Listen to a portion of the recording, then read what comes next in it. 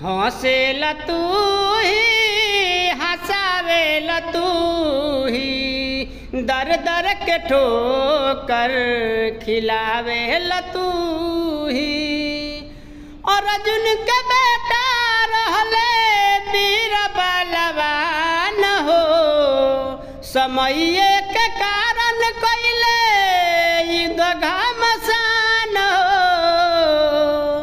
तब बिगाड़ेला तू ही बनावेला तू ही, बिगाड़ेला तू ही बनावेला तू ही दर दर के ठोकर खिलावेला तू ही।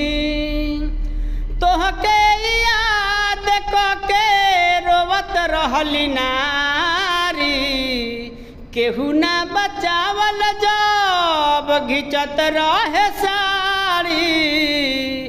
तोहके याद कके रोवत रहली नारी, केहू ना बचावल जब घिचत रहे साड़ी।